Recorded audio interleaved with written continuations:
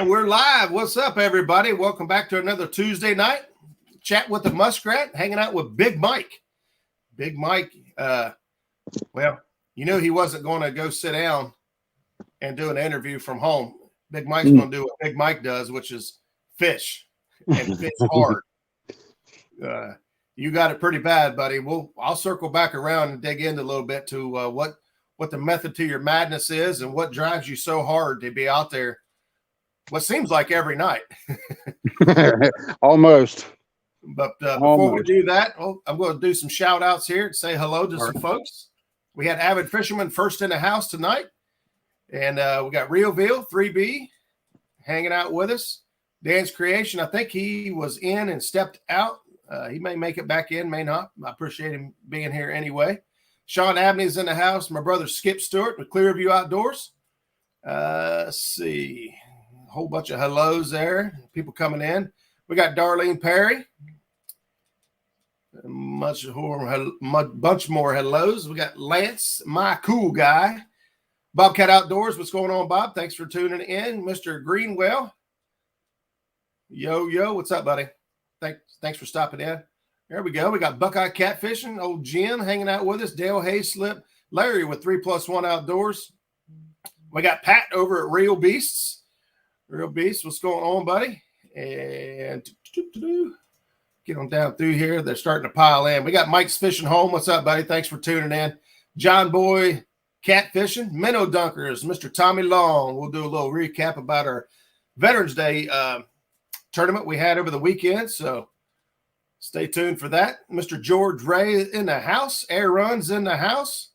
Thank you guys so much for stopping in and spending a little bit of time with us on your Tuesday night. And there's the one and only Chrissy Brown downtown. Chrissy Brown, what's going on?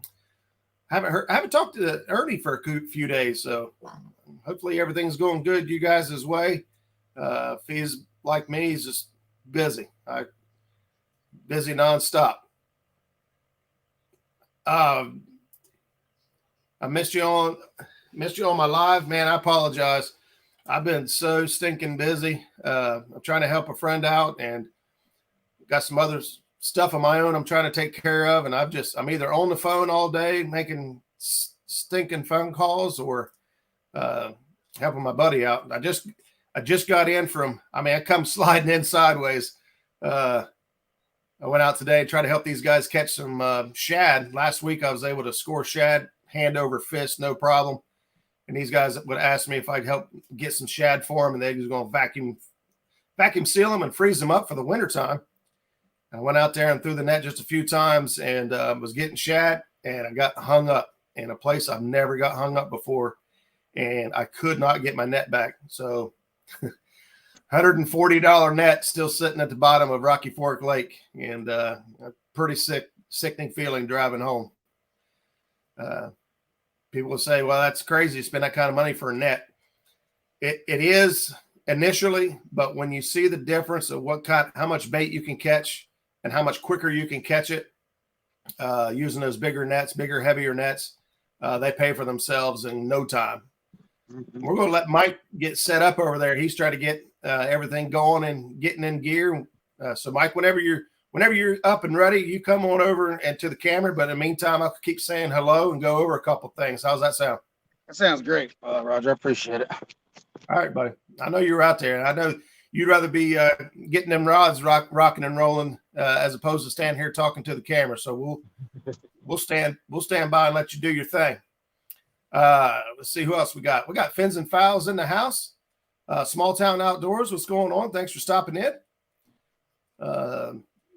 Christy saying hello to everybody. We got Dan Thompson in the house as well. Freddie's in the house. What's going on, Freddie? I was going to save this to a later part of the show, but we got a package. It's kind of bright, isn't it? Got a package with my catfish. That, to me, I think I might have been the first one to say it, but that's going on the Christmas tree. I'm not sure. Am I hanging like this? But I'm going to make a Christmas ornament out of that. I think that's cool. So, Freddie, thanks again for that. We also got try to block some of this light. Nice kayak crew. Cool little sticker here. It's kind of hard to tell. I can see what he was saying now on the camera, but you can see that's got the three little canoes there with the paddles, and it's got three little fish. Actually, you can see it pretty good on my end anyway. So we're gonna get that up on the board here shortly.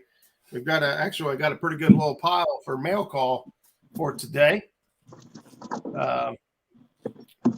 Brad's in the house. What's going on, Brad and Mike? Just want to stop in before bed. Have a great night or have a great show. Thanks. Hey, Brad, thanks, buddy. I know you're a busy man. So appreciate you stopping in, saying hello. Let's see. What's that? Bugman 22. You get what you pay for. Yeah, absolutely, buddy. I do not like them. The Walmart nets, the plastic coated steel sinkers on those things, in my opinion, ain't worth a hoot. At least get real lead if you're going to buy the Walmart nets. You can find them in real lead. You just got to be a little picky. It makes a huge difference of how fast they sink and how much bait you catch. Jerry Parker's in the house. What's going on, Parker Pursuits? Thanks for stopping in. Philip Williams is in the house as well. Buck Williams is right behind him. I saw this yesterday. YouTube channels with 50 subscribers can now access mobile live streaming. Is it true? Not to my knowledge, Buck. They've made some changes.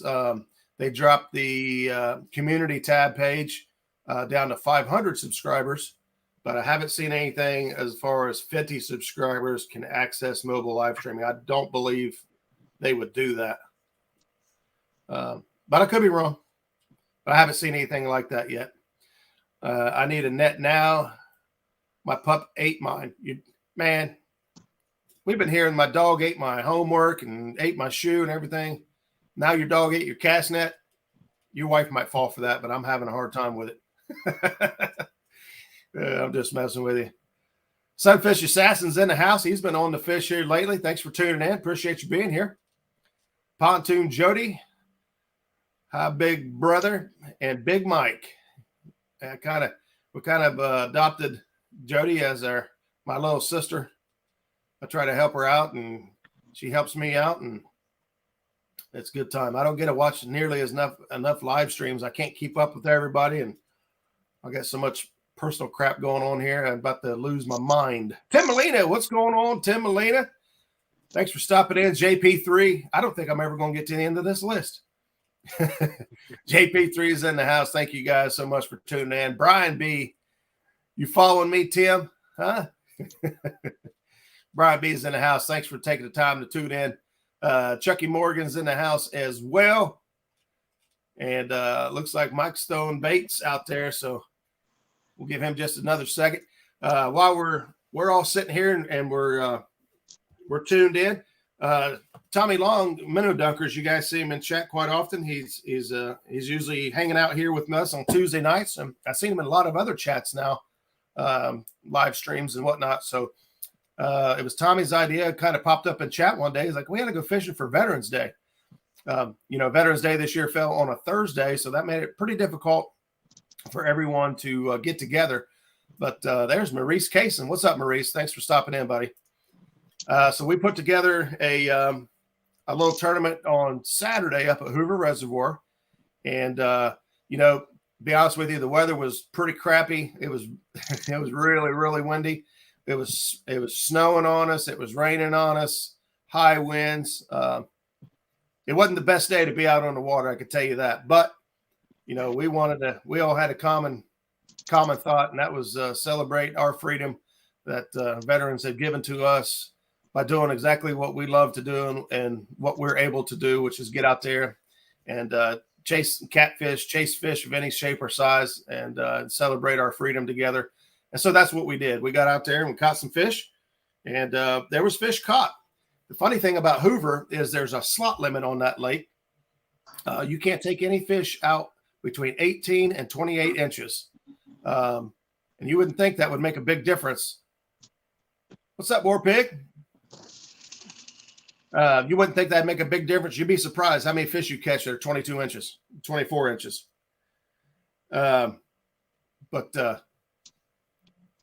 So it made it difficult to weigh in. We caught fish we could not catch fish over 28 inches or under 18 inches. That's a pretty small fish. So we actually didn't go to the weigh-in with a fish that was eligible. But the winners of that was Sean Dolphin and Ron Hughes. They came in first place with 2 fish. They couldn't get an under 18. They had 2 fish at 25.65 pounds, and the big cat was 13.77. And Big Fox also came in. He was able to get the small fish of the day, which was 9 pounds. So it gives you an idea about what the average fish size was there. The small fish was 9 pounds, and the big fish was 13.77. Some of the boats caught, quite a few fish. I believe 12 or 13 fish was what Sean Dolphin and his partner caught. And I think we only caught like 5 or 6, but like I said, none of them was in that, the proper range for us to claim. So it was all fun. We had this American flag out there flying on the water, and my team was me and my buddy Herb Everhart, and our veteran was no other than Zach Murray. Zach's a proud Marine, and I'm just as proud to have him as my brother as he is to be a Marine. And so we'll move on from that. So I hope everybody else was able to get out. Looking like some warmer weather, at least for the next couple of days. And so we'll get out there and do some fishing, hopefully. Josh, sometimes someone needs to teach that trick to the cast in Ren Lake here locally. They have a bad habit of getting into the cast net. I missed something there. It was a sidebar conversation. I jumped in right in the middle. Been in the trees looking for meat. I got you, buddy. I pulled off 3 deer hunts now, and I've seen 1 deer. I think I'm hunting the wrong ground. That was some hardcore catfishing weather. Thanks to all that came out. Yeah, we didn't quite get a lot of participation from from a lot of anglers. The weather was just not acceptable for them, and that's okay. But some of us stuck it out and did it anyway, and we still had a good time. We're already making plans for next year. Hey, Josh, thanks for tuning in. What's up, buddy? All right, Mike. Looks like you finally got everything squared away. Baits in the water. PD's in the house. What's up, buddy? That's right. All right, so we started this conversation backstage, but I kind of wanted to save it for the show here. And John Holiday, what is it that has you obsessed with this 100-pounder? It seems like you're out there every day, trying to get you. Hey, Rusty, thanks, brother. I love you too, man. I can't wait to get hooked up with you guys again, do some fishing. But Big Mike, what drives this passion that's burning so hot inside of you that you're out there almost every night after this hundo? It's not just the hundo, but I know I title it the hundo hunt, but I just love to fish. But I have just been, I think I got mesmerized, what was it, probably 9-10 years ago when I first seen Steve Douglas on YouTube catching monster fish.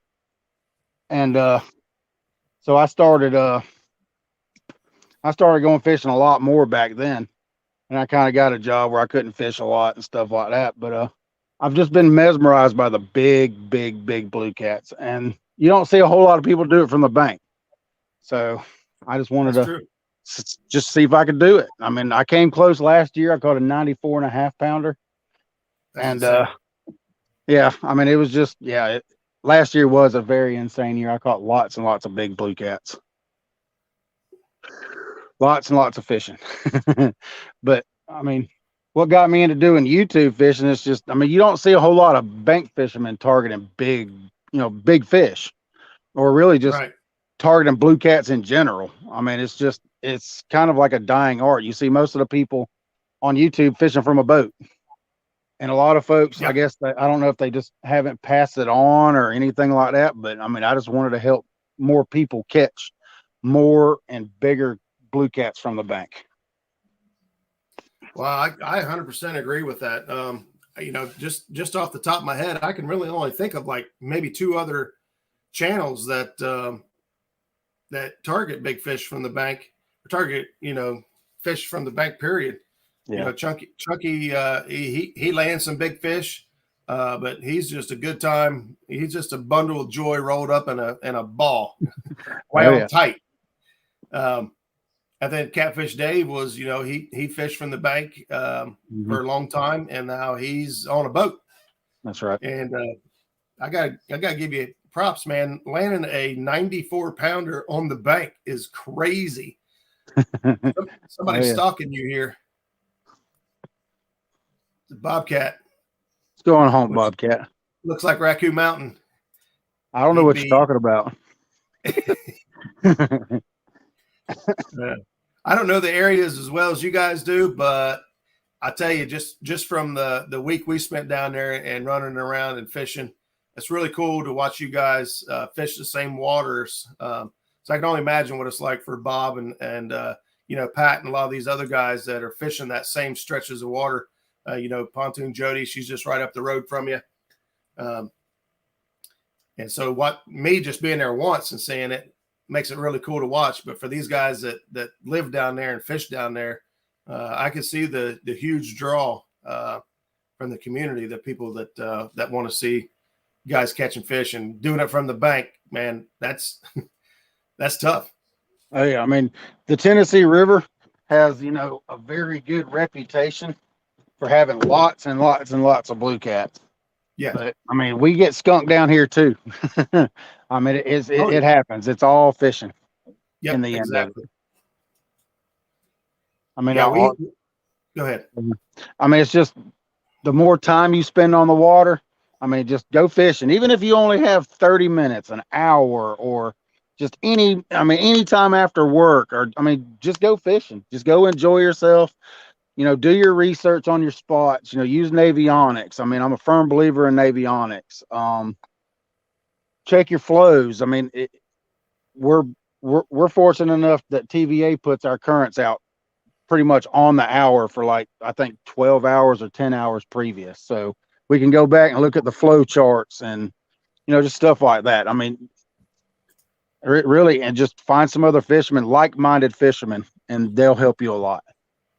Yeah. And that's the thing there. What's up, Haz? Thanks for tuning in. JP3. Thanks, brother, for tuning in. I might've got you earlier, but I can't remember. Yeah. And that's a huge part of it. And I'm going to imagine that, when it comes to fishing from the bank, all that information is even more important, because unlike being in a boat where we could just reel in and just move to another spot, there's a lot of time and commitment to set up in one spot, especially at night like this, and fish it out. So you've really got to make a calculated decision, in my opinion, to choose an area. So let's talk about that. What is it? The things that you look at, from Navionics, flow, and all that stuff that helps you decide, hey, this is the spot I want to target, so that maybe some of these other guys that fish from the bank and whatnot can maybe key in on some of those key features. Well, I mean, I look for current seams, ledges, humps, adjacent feeding areas. Like here, I know this is all deep water here, but there are feeding areas in this area. I mean, it's just, I might not be right on top of the feeding area, but like right now I'm trying to target maybe some staged fish that's getting ready to move in to feed. Okay. And that's basically, you try to find, like, if you look at your bottom, like you can see travel corridors. They'll use those travel corridors to move into the feeding spots. Like this spot right here, it's real deep out there, but there's also a ledge in between the real deep water and then the bank. So I got one bait sitting on top of that ledge and two baits I got one bait on the far side of that ledge, and then that left rod is off the point of that ledge. So I'm just trying to target basically the whole area. All right. And then from there, you pretty much just play it by ear. If the fish seem to be holding this or that, you'll move your baits. Mm-hmm. Sometimes I'll move my bait, sometimes I won't. A lot of times bank fishing is just a waiting game. It takes a lot of patience Yeah. to fish from the bank. Yeah, absolutely. You know, and we've all been there. You know, I mean, I've tuned in and watched many a nights where maybe an hour or two or three, maybe, you know, waiting on the fish to move in and move out, because, you know, we've all heard everyone say this, and you know, it doesn't really work that way. And guys will say, you know, man, I was getting tore up, you know, all the way up until midnight, and the fish just stopped biting. They just quit. Well, Yep. no, they didn't. They didn't quit biting. They moved. That's right. You know, and then they'll say, you know, man, right at daylight, man, they fired right back up and started biting again. No, they didn't. They moved back in. You missed wherever they were that entire time in between. That's where you should have been. You just caught them traveling. That's right. So Yeah, the fish will move in groups. I mean, you've got some that'll sit out that are waiting to feed, and you got some that'll move in while they're feeding. I mean, some of these fish can travel 200, 300, 400 yards or farther just to move into that feeding area if they don't have the feeding areas in that area. I mean, they know where the bait stays at. I mean, once you find the bait, usually you'll find your cats. Right. Well, and the thing is, you know, being on the bank, man, you can't use electronics. You can't use all these other, you know, amazing tools that we have as boat anglers. You've got to rely a lot on instinct and then facts. You know, like you said, the flow. I'm not sure, you know, what is good flow or bad flow, or what that means for your setup, whether you're going to fish closer to the bank or farther out, or, you know, how that looks when you have more or less flow. That's right. Yeah, I mean, usually the higher the flow, the more the fish will feed, because it kind of pushes the bait up into the banks, and the bait fish don't like to be out in the middle inside that flow. So they'll move up into the banks. Like, that's what I'm saying. I got that rod casted in short, but I've also got some baits out deep on the other side of the ledges. So if the fish are moving around the ledges or on top of the ledge, inside this travel corridor right here, I mean, as long as your bait's in front of them and they're hungry, they'll eat. Yep. Aaron called me out. He said, yes, you can. You get a 10-foot pole with an eye bobber and send it out Bluetooth to your phone. You're right. You know, that shows my lack of experience bank fishing. But I don't know, for river guys, I don't know how well they work. I guess if you don't have anything attached to the bottom of it, you wouldn't have any real threat of losing it and not be able to get it back. So, yep, you're right. You do actually have tools out there that help you see the bottom. But when it comes to scanning an area and looking for bait fish to help you decide where to set up for, you know, to catfish from, that, you know, you're at a huge disadvantage. That's for sure. Oh yeah. But you know, that might be what drives you. You know, some guys don't understand bow hunting. They say, why in the world would you take a bow, a stick, and a string and not just shoot them with a gun? It's like, well, because the challenge is what makes it exciting. You know, getting close and beating the odds is what makes it exciting. So outside of Navionics, do you use like Google Earth or, you know, anything like that to help get like previous knowledge? And I just use Google Earth to try to find new spots, or just to you know, try to check spots out before I go fish it. That's something I'll be doing a lot more of this year, because I've got to find some more spots. This upcoming year. One thing that I've done in the past, and this is just, you know, looking for structure and whatnot, and, you know, the Ohio River, especially when I'm going to a new body of water, is if you go to the you have to be on a desktop version, but if you go to the Google Earth Pro, I think it's Pro, it might be something else, you could change the date and go back in time and look at what the lake was. And if you also look at that, your dam, your flow readings, it'll give you historic highs and historic lows. And that historic low is the date I use to go into my Google Earth and look at what the structure looks like and what maybe humps and things underwater that you will never see. But when that river was at a record low, those things become, you know, relevant. Now, that was 40 years ago, it may not still be true in a river, but on lakes and whatnot, that stuff most likely will still be there. Mm-hmm. Hey, Muskrat, are you guys going out this weekend? Man, I hope so. I can't remember, something was going on. Oh, Sunday's my birthday. Yeah, there we go. I was gonna say, so I don't know if I actually even have plans Sunday. I'll go fishing if I can get out on the water. But Saturday, I don't know yet what's going on. If I can make it happen, I will. I'd like to go down to Greenup Dam. Mark, using the deeper finder, it works very well with letting you know depth and structure and water tips. Yeah, that's great information. I've never had an experience of using one of those. No, me neither. But I mean, I understand how they work and what they're supposed to do. So it's basically like having a fish finder, right at the end of your rod, and a bobber you could throw out there, and it Bluetooths to your phone, and I guess you can see everything you want to see from there. Yeah, I've never used them. Small Town Outdoor says, Big Mike, the Coosa is between us. That's right. Jesse over at Outdoors Addiction, thanks, buddy, for tuning in. Appreciate you stopping by.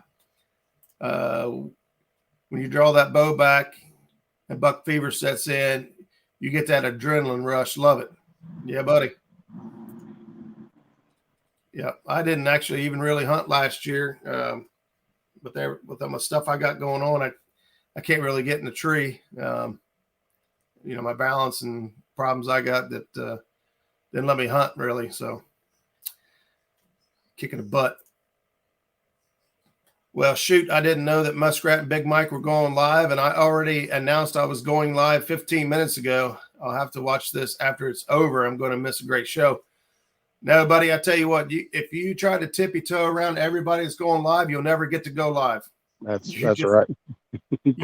Some guys, and this ain't pointing anybody out in particular, but I know that, there's some guys that get really upset, so-and-so went fishing, went live when I was live. And, especially if you do a weekly show like this, well, they knew I was going to be, man, let me tell you something. You go fishing when you can. Like you said earlier, if it's an hour, if it's 2 hours, or whatever it is, you get out there and you go fishing. If you want to go live, go live. I truly believe that, and I, as a viewer, I like when there's 2 or 3 different lives going on. I hop back and forth between shows and say hello and meet different people in different rooms. And, the action might be different in one room to another. And, or you might be learning things different, but, if you try to wait till nobody's live, you're not going to get to go live. You just need to throw an elbow in there and jump in with the rest of us and go live. And so when he goes live in 15 minutes, the viewers are going to go down. That's right. Jeremy's Tournament Cats is in the house. So anybody out here have questions for Mike? I'm kind of just chewing his ear off. This is kind of how I am. When I get people on the show, it's kind of like hanging out with them there on the bank. I just start talking to them like we're fishing. So you guys don't mind me. Throw some questions in there if you got anything for Big Mike. Hey, first of all, Big Mike, congratulations on 1,000 subs. That was a really cool event. Just a huge push from the catfish community. Right. With Haz and Stan and Fish Snatcher, Brian B, was it Chunky? Everybody was in there giving you the good stuff, and you deserve it, man. So hats off to you. It was coming sooner or later. You just got it just a little bit sooner than I thought. Yeah. I mean, yeah, it was awesome. I mean, I was in awe, really. I mean, that's really why I didn't have a whole lot to say. I was just in complete awe over it. It was awesome. I mean, it takes us, the people that watch us to push us too. I mean, it's not just all of us YouTubers, but I mean, it's everybody. The people that enjoy watching us live, and I don't know. It's just, I don't know. I was really just awestruck. Yeah.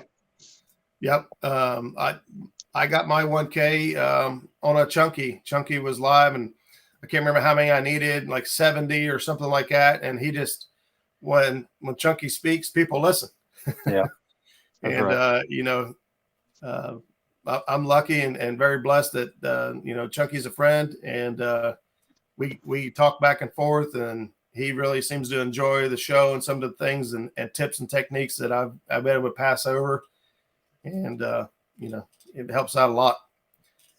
Yeah, it was just absolutely amazing. I was speechless. It was very awe-inspiring.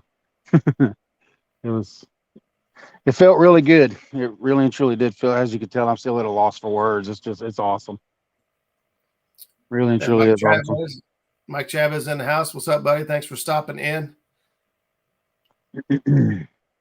Somebody asked, how does one get majestic hair like that? Asking for a friend. I just let it grow. I get one haircut a year. One haircut a year. That's it. I usually get my hair cut in the spring, and then I let everything grow out come winter. That way I can try to stay a little warmer. You got a message from Carolina Real Screamers and say, hello, Big Mike. How are you, my friend? And congrats. Thank y'all. Thank all y'all very much. Epic says he's going to miss the live show. Good show with you and I. He said, maybe I'll do a segment of what I think of Roger and Mike. Oh, God. Do it. Please do it while we're still on air, so I don't have to take a beating live. Aaron, thanks for tuning in, buddy. I appreciate it. I appreciate everybody, man. I try to catch everybody on the way in and say their name and give them a shout out. Curtis Rudolph, I'm sorry. What's going on, buddy? Thanks for stopping in. We've had a lot of new faces showing up here lately, and I think it's awesome. And I think a lot of it has to do with this huge variety of live shows that's going on.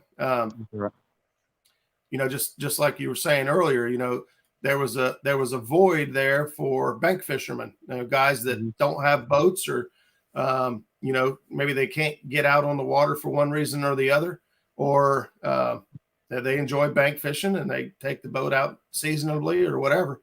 And there's so many different varieties that you could choose from, flavors of catfish, I guess you could call it. That's right. And so I think it's really awesome, to have this many different people interested in doing this. Yeah, you got Pete from South Africa. He catfishes over there. You got the UK guys. It's awesome. All the guys from up north, they got their channel cats and their flatheads. We got the blues channels and flats. So yeah, it's very diverse. It's awesome. We got Steve Sellers says, I was happy to help get you to 1K the other night, but when I clicked on the link, I realized I was already hook set. I appreciate it. And that's a great point to bring up, though. A lot of times, we get folks shared like this on live stream or through Catfish Weekly or an interview with Mark. And, we're like, oh, man, this guy sounds really good. So you go over and you set the hook, and you don't want to watch a video then because you're still watching the live stream. But you forget to go back and watch video and leave a comment, make sure that hook's set. So when people start sharing links, it's always a good idea to go ahead and click on that link just to double check to see if you're still hook set or not. Because there's been folks I thought I've been following for a year, and I clicked over and I'm like, what? I'm not subbed to this guy. And it happens. So don't be afraid to click on a link and check it out. It doesn't take you out of the stream. Hoglegs in the house. Bumblebee Junction always gives Big Mike a hard time. Says if he don't see it, then he don't catch it. That's right. Oh, Bumblebee Junction. He's funny. Let's see. I think I missed some here. Kelly Bullock's in the house. Thanks for stopping in, buddy. I seen another. Here we go. Bugman22 says, this is the best community I have found. I am stoked. I love bank fishing.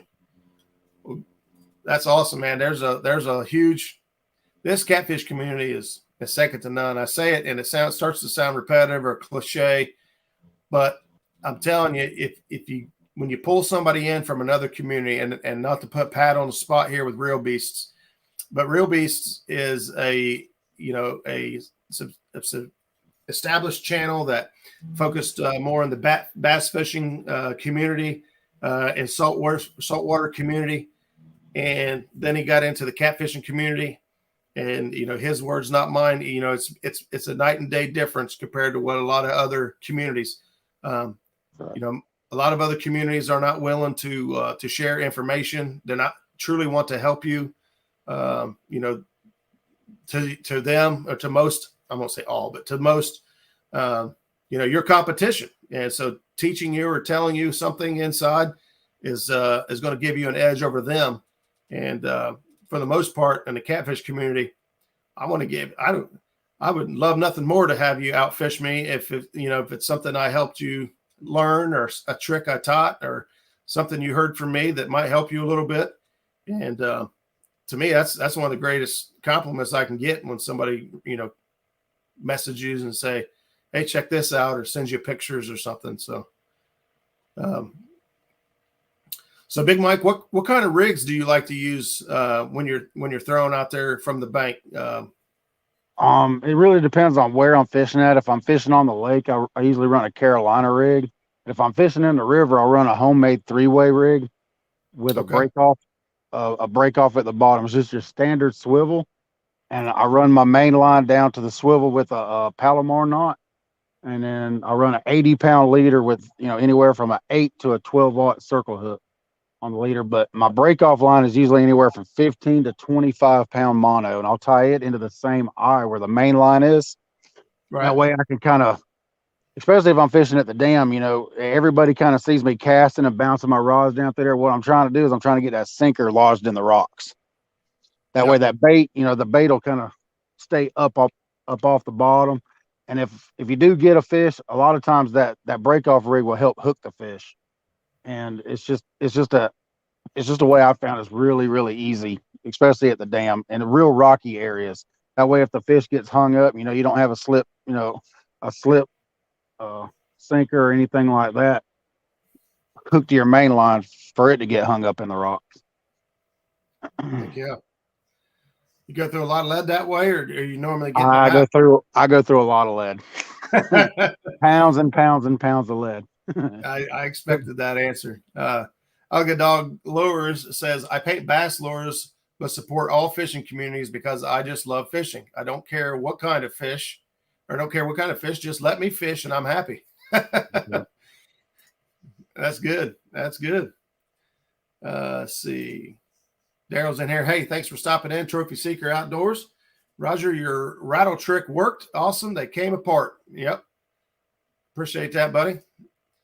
I was surprised to hear and get as many messages as I did over that. I wasn't going to make the video because I was like, well, I'm not sure if this is any interesting at all, but turns out some folks really liked it. So Hoover Reservoir and Muskingum River this weekend, Fat Boy fishing. I've never been on Muskingum. I do like my Hoover Reservoir quite a bit. There's Patriot James Smith. What's going on, buddy? Hope everything's well your way. Thoughts and prayers going out to the little one. And if everyone could send some thoughts and prayers out James' way. He's got some family stuff going on, young child involved that I'm not going to put his business out there, but he can use some positivity, I'm sure. Let's see what's going on. Big Mike, I'm working on that for you. Just send me some sizes you want. I don't know if he's talking about sinkers or what. I don't know. Small Town Outdoors. He's talking. Oh, okay. Yeah, I know what he's talking about now. Yeah. Oh, okay. Yeah. Anytime you can find somebody with lead. I've got molds and stuff here, but I can't get the lead to get it poured. Yeah. Yeah, a lot of guys around here use the scrap yards. Usually when they find it, they usually buy it all up. Like, I mean, I know a couple guys, the last time they went to a scrap yard, they bought about 800 pounds. Yeah, we got lucky. We got a scrap yard that gets in, I don't know what it is. It's a really flat, soft metal or lead, but it has a valve stem in it. I don't know if they line the inside of semi rims with this stuff, or I don't know where it comes from, but it has a valve stem in it. It's retaining air somehow. I don't know what it is. It's super soft and really good, clean lead. So we've been buying it by the bucket load when we can get it, but we got a really good hookup on it. So I don't let the cat out of the bag on that one. Yeah, I don't blame you. So Mike, what got you into the trophy size catfishing? Have you always been after this type of catfish, or is this something new for you?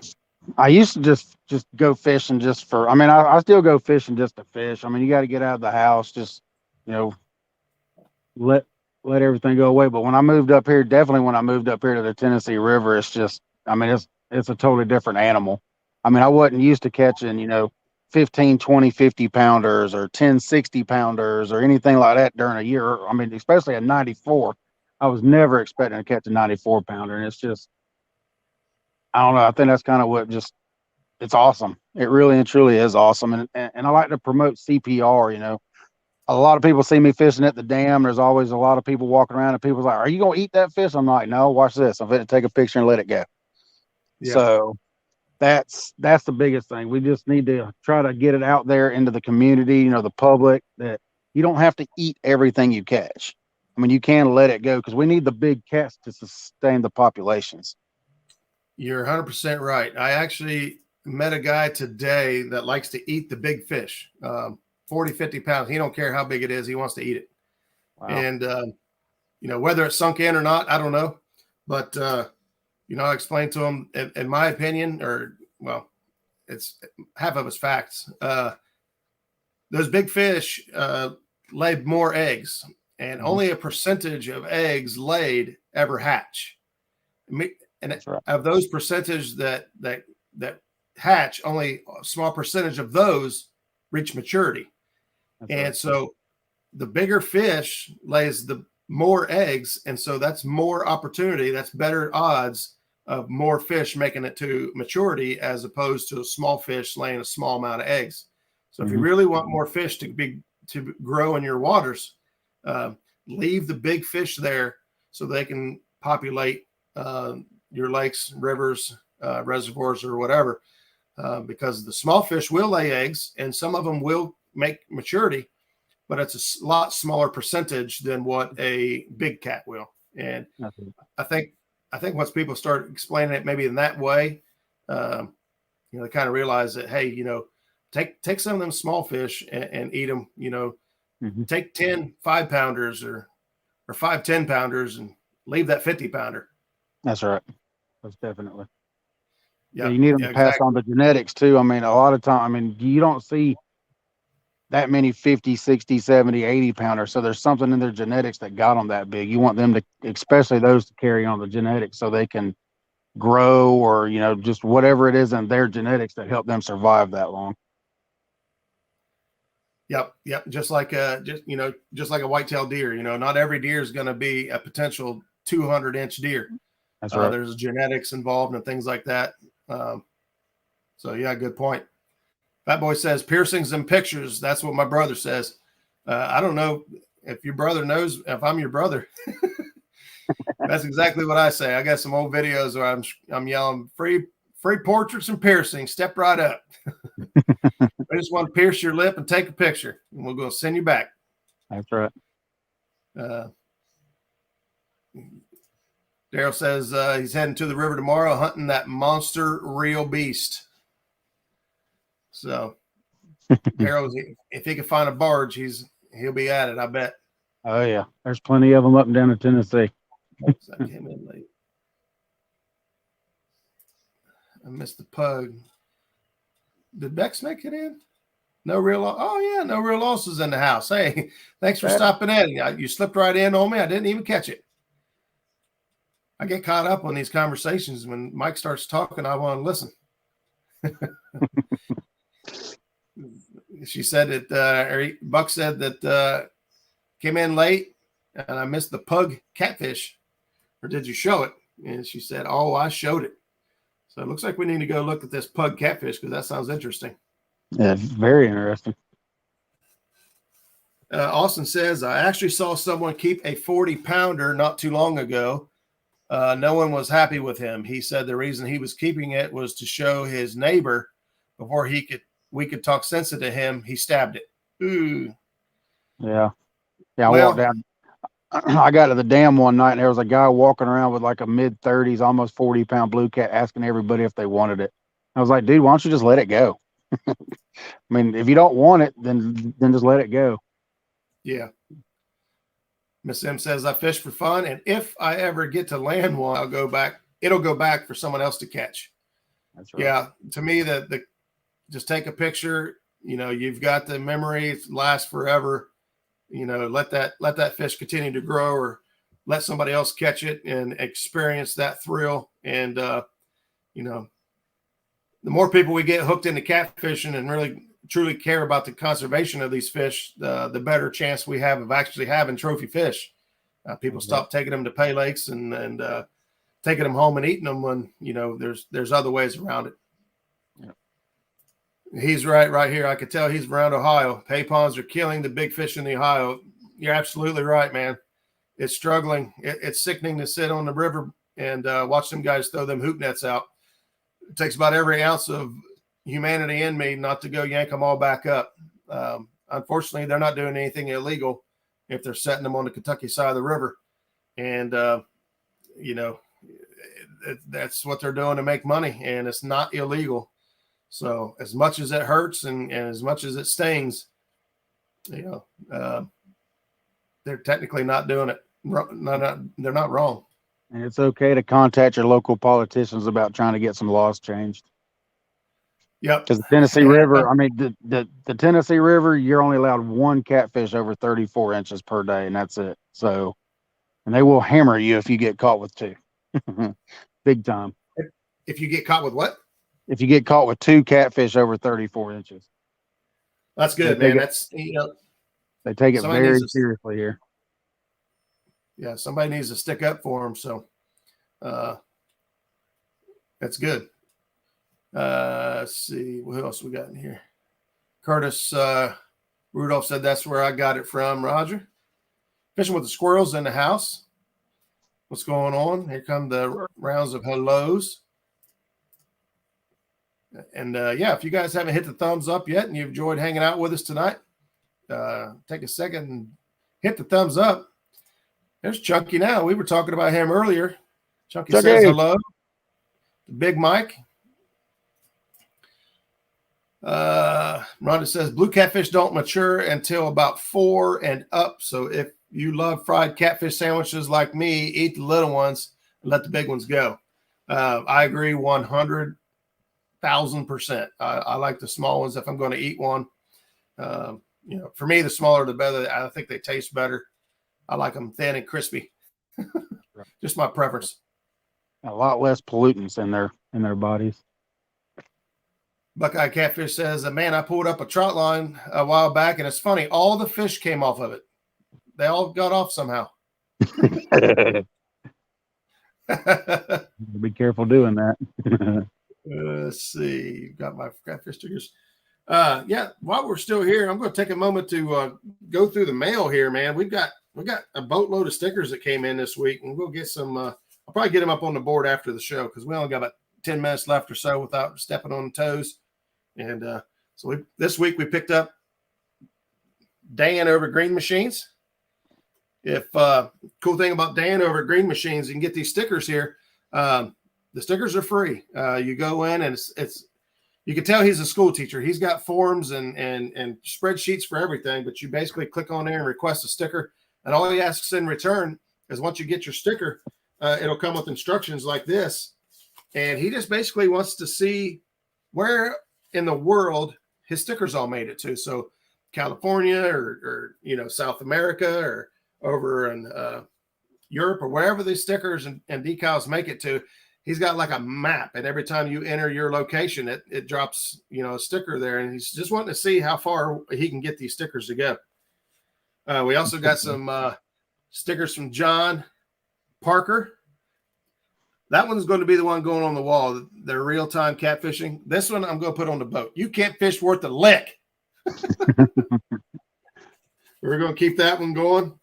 We also got some stickers in from the Hawaiian fisherman, Mr. Lance McCouguy, the Hawaiian fisherman. So we'll get that up on the board. I don't think I got that one on the board yet. As I mentioned earlier, we got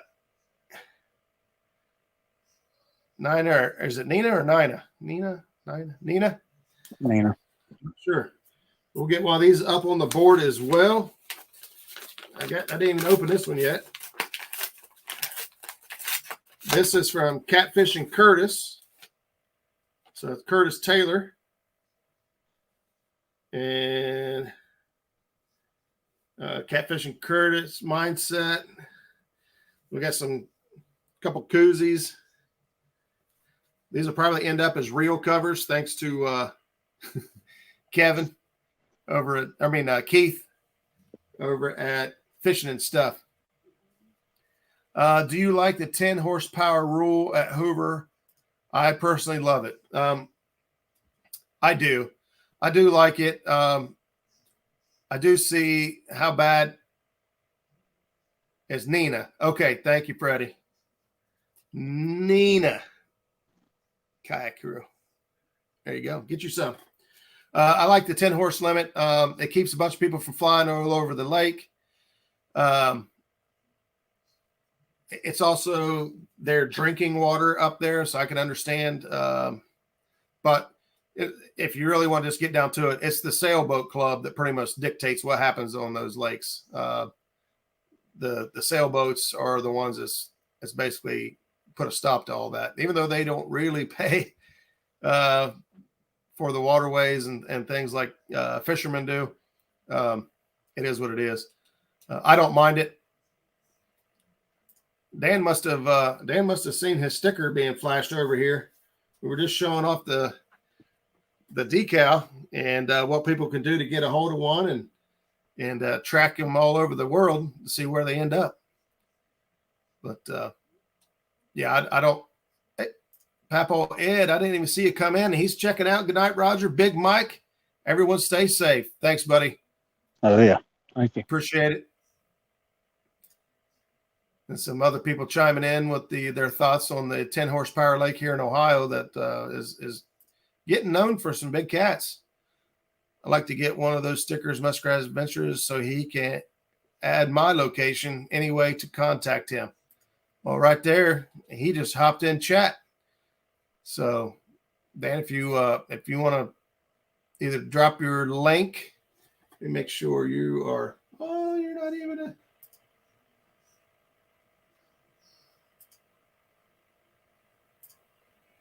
I got my other screen open over here so I can add moderators. I got some folks that didn't get moderators yet. I'll drop a few more in there to make sure we stay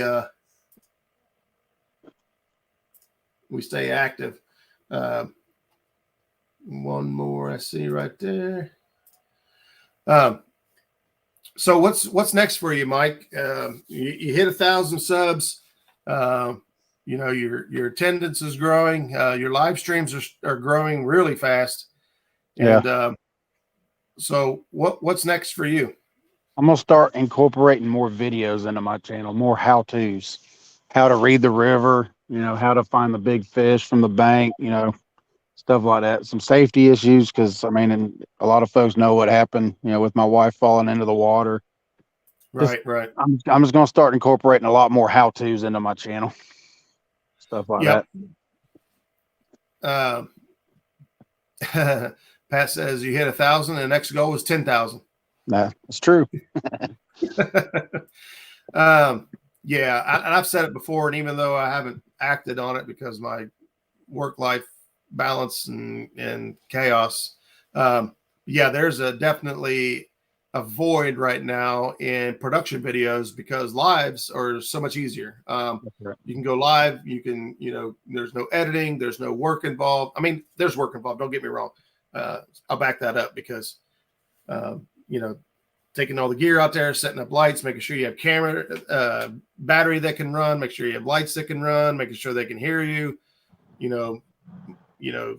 sound muffling on your microphone. There's a lot of work that goes into the live stream, but when it's over, it's over. And when it comes to editing and whatnot, there's a lot of channels out there that just basically got live streams, and you log in and start checking out streams, and everything's 3 to 7 hours long, and you're like, I ain't got 5 hours.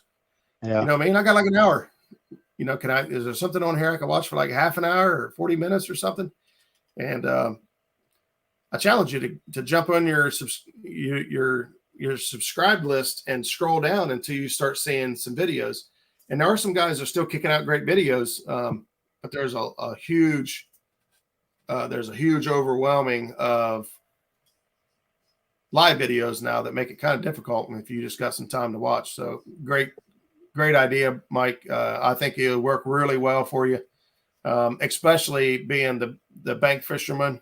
And there's a lot of other people that are fishing from the banks that would like to see how you choose, your areas, how you choose your setups, and how that works for you. So, yeah, and more species too, because I'm gonna start fishing for walleye that I've never done before. So I'm just gonna do that just because I want to try to target walleye. But I do striper fish every now and then too. So right. Bluegill, everything. Just no bass. No bass. No bass. I haven't bass fished in 30 years. There you go. Yeah, I seen that. Buckeye he's down there catching some good fish right now. He's down Tennessee River. I'm not sure what area he said he was in. I thought he was up. It looked like he was up by Watts Bar, but I don't know that to be sure. Could be. I know the next item for me is to get a life vest. I can't swim. Yep. If you're going to be in a boat, you definitely want to have that life jacket. I would recommend the inflatable ones in the warmer months, but as it cools down now, I suggest that everyone switches over to a standard foam life jacket. 2 different reasons. If it gets real cold, those inflatable life jackets have a tendency to fail. Too cold and whatever could be the issue. But the other reason is also the foam ones, you don't have to get a giant orange bulky one, but the ones that actually have the foam on it, that actually works as insulation. It will actually keep you warmer. And so it works as a heating device, and it works as a safety device as well. So something to think about if you've only got the inflatable life jackets. If you fish into the winter months, something to consider is the old school jackets, and they make a lot of different kinds, different nice ones, and this, that, and the other. But it's something to think about. Oh yeah. The biggest Facebook group I'm a member of by a long shot is Boatless Catfishermen. Huge audience there. Yep, very huge. Yeah, that's Dan over at Green Machines.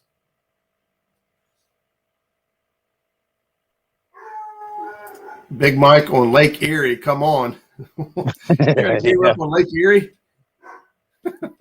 Maybe in July. In July? I don't know. You want to be up there early season. You want to be up there early, man. They've only got too early. You guys only got channel cats up there, but they're 20, 25 pounds on the high end. That's a great channel cat. Yeah. Miss M says, I will fish anytime. What kind of bait do you have out there now, Mike? Skipjack herring. Skipjack herring. As soon as I left work, I went and got about 6 or 7 of them. That's a great bait. Oh, yeah. Tommy says they're banging big walleye right now up there. Up at the bay or just out on the lake? I know they move into the bay about this time of year, I believe, but I'm not sure about if you're talking about on the main lake. That's a huge channel cat. Yes, sir. I caught my PB up there at Sandusky Bay this year. It's 21-pound channel cat. 21 and some change. I don't know what the change was, but 21 pounds is good enough for me. That's a great channel cat. Yeah, that's a huge channel cat. All the fall brawls going on up there. I got a buddy that fishes that every year. Look, if you get a 5-pounder here. Oh, really? Yeah. Yeah, the channel cats are small here because of the blue population.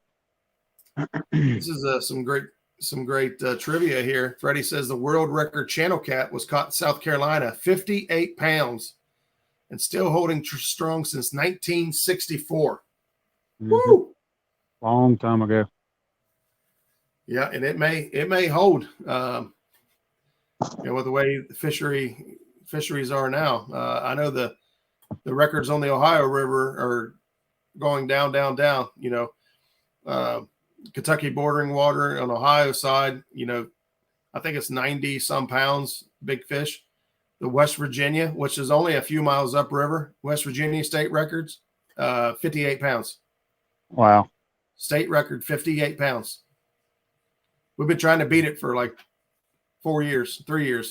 However long I've been chasing big cats, which has only been about 3 or 4 years, is how long I've been trying to beat that record. That's blue cat? Yeah, it's a blue cat. Ooh. Yeah, it's 112 here. That's a heck of a fish. That's a heck of a fish. What's going on, girl? And George's was just broke earlier this year. I see the light they're talking about. Dwight asked if that was a light on a bobber out there. I don't think you have a bobber out, do you? No, there's some people camping over there on the other side of the river. Oh, okay. That's what it is. It looked like when I came down there, it looked like I found some people that looked like they were living on the side of the river down there. They might have been. They might very well have been. They had a whole big old setup over there. If they weren't living there, they had been camping for quite a while. Oh, yeah. So, well, man, we already hit an hour already. That was super fast. Very fast. Wow.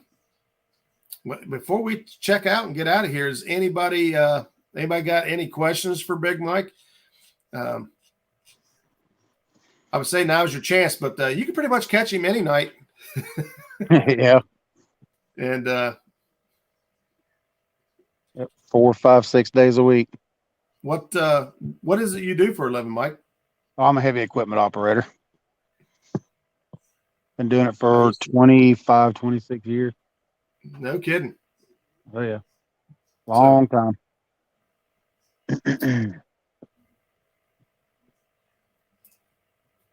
But there's still an argument that it was a blue, not a channel.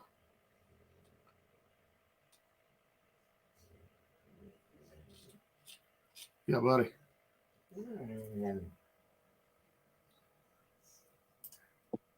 Fat Boy Fishing says, do you need my address, Big Mike?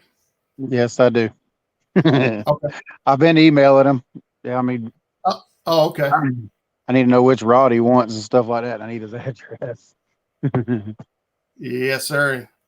If he don't get you his address, I'll send you mine. My address is in the description of a lot of my videos. So, I mean, if anybody wants to send rod this way. I actually just sold some rods. I hated to do it. I've only sold a couple fishing rods my whole life. I'm like a woman. I want every pair. I want every one they got. That's all right. But I had to break down. I sold some blue cat rods. I had 4 of them here that a guy wanted and needed, and I needed the money more than I needed the rods at the time, so I let them go. That's right. Sometimes you got to do what you got to do. But not for the lack of liking blue cat rods. Those Muddy River blue cat rods are really good rods. Very, very comfortable. Yeah. Yeah, they're great to cast, man. For long distance, that big grip and the little bit longer handle, man, you can really put some leverage on those things. That's one of the things I find a little bit tough on the Big Cat Fever rods. Now that I've been using Uncle Lou's rods for, I don't know if it's quite a year. I definitely used them all this season from early on all the way through now. I've only used the Uncle Lou's rod and maybe like 1 or 2 Big Cat Fever rods. Yeah, it's like me going from these 12-foot rods to the 7'6". It just feels so much different. Yeah.